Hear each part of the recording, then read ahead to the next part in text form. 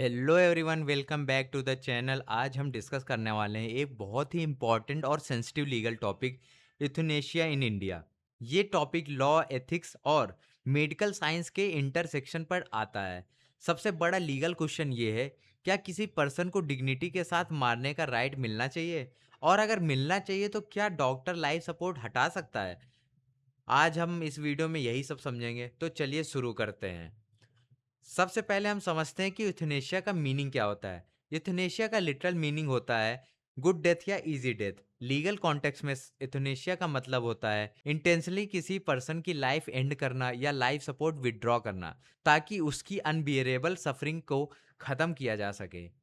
इसको commonly mercy killing भी बोला जाता है। यूजुअली इथनेशिया उन केसेस में डिस्कस होता है जहां पर पेशेंट टर्मिनल इलनेस से सफ़र कर रहा होता है, या परमानेंट कोमा में हो, या इरिवर्सिबल मेडिकल कंडीशन में हो। यहाँ मेन इशू आता है human suffering versus sanctity of life. इसके बाद जनरली इथनेशिया दो टाइप की होती है, एक्टिव इथनेशिया, पैसिव इथनेशिया। इन दोनों में डिफरेंस समझना बहुत इंपॉर्टेंट है, क्योंकि इंडियन लॉ में इनका लीगल स्टेटस कंप्लीटली डिफरेंट है। सबसे पहले बात करते हैं एक्टिव इथनेशिया की। एक्टिव इथनेशिया में डॉक्टर या कोई थर्ड पर्सन डायरेक्ट एक्शन लेकर पेशेंट की डेथ कॉज करता है, जैसे लेथल इंजेक्शन देना, ओवरडोज ऑफ ड्रग्स देना। इस केसेस में डेथ इंटेंशनली कॉज की जा रही होती है। इंडिया में एक्टिव एथनेसिया कंप्लीटली इलीगल है।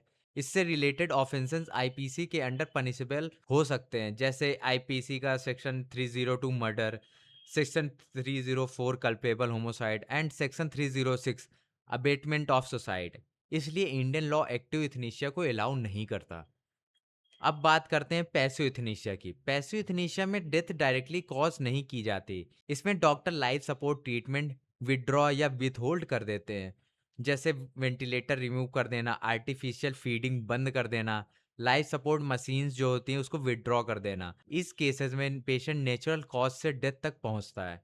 इंपॉर्टेंट बात यह है, इंडिया में पैसिव इथनेशिया सुप्रीम कोर्ट गाइडलाइन के अंडर लीगल है, लेकिन स्ट्रिक्ट सेफगार्ड्स के साथ। अब सबसे इंपॉर्टेंट लीगल क्वेश्चन आता है, क्या इथनेशिया कॉन्स्टिट्यूशन के अंडर प्रोटेक्टेड है? इंडियन कॉन्स्टिट्यूशन का आर्टिकल 21 कहता है no person shall be deprived of his life और personal liberty except according to procedure established by law. Supreme court ने आर्टिकल 21 को इंटरप्रेट करते हुए कहा है राइट टू लाइफ का मतलब सिर्फ एनिमल एक्सिस्टेंस नहीं है, बल्कि लाइफ विद डिग्निटी है। इसी इंटरप्रिटेशन से एक कॉन्सेप्ट डेवलप हुआ, right to die with dignity. Court ने कहा अगर कोई पर्सन एक्सट्रीम सफरिंग में है और रिकवरी पॉसिबल नहीं है, तो डिग्निटी के साथ डेथ अलाउ करना भी आर्टिकल 21 का पार्ट हो सकता है। इंडिया में इथनेशिया लॉ का टर्निंग पॉइंट था Aruna versus union of India 2011। Aruna Mumbai के केईएम हॉस्पिटल में नर्स थी। 1973 में उनके साथ ब्रूटल सेक्सुअल असॉल्ट हुआ था, जिसके बाद वो परमानेंट वेजिटेटिव स्टेट में चली गई। लगभग 37 साल तक वो लाइफ सपोर्ट कंडीशन में रही। इसी केस में सुप्रीम कोर्ट ने इंपॉर्टेंट जजमेंट दिए। कोर्ट ने कहा कि इंडिया में पैसिव यूथनेसिया अलाउ किया जा सकता है, लेकिन स्ट्रिक्ट गाइडलाइन के साथ। ये इंडिया का पहला और मेजर जजमेंट था जिसमें यूथनेसिया पर क्लियरिटी आई। सुप्रीम कोर्ट ने कुछ सेफगार्ड प्रिस्क्राइब किए। पैसिव यूथनेसिया के लिए हाई कोर्ट अप्रूवल रिक्वायर्ड होगा। एक मेडिकल बोर्ड पेशेंट की कंडीशन एग्जामिन करेगा और डिसीजन पेशेंट के बेस्ट इंटरेस्ट पर ही दिया जाएगा।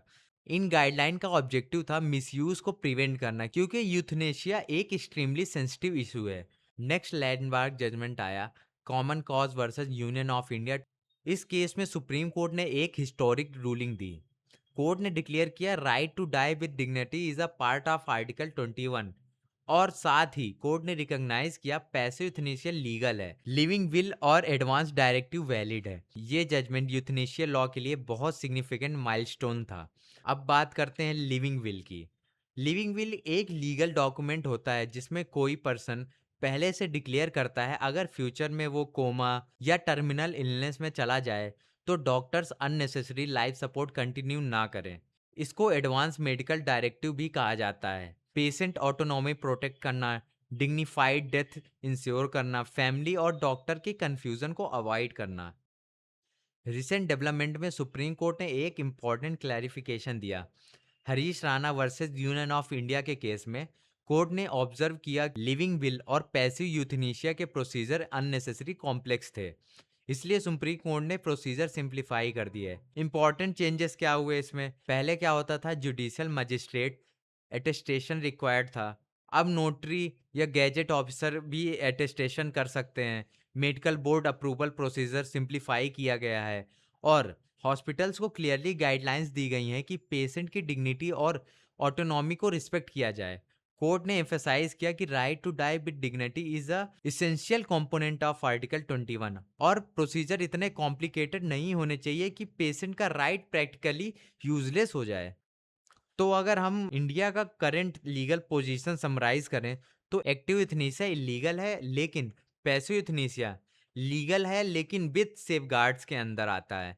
और सुप्रीम कोर्ट के लैंडमार्क जजमेंट जैसे Aruna versus union of India 2011 और common cause versus union of India 2018 और हरीश राणा जो रिसेंट का केस है, इन सारे केसेस में ग्रेजुअली इंडिया में right to die with dignity को रिकॉग्नाइज और स्ट्रेंथन किया है। यूथनेशिया का डिबेट आज भी चल रहा है क्योंकि इसमें लॉ, एथिक्स और मेडिकल मोरालिटी सब इन्वॉल्व्ड है।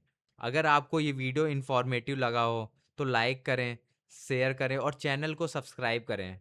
मिलते हैं नेक्स्ट लीगल टॉपिक के साथ।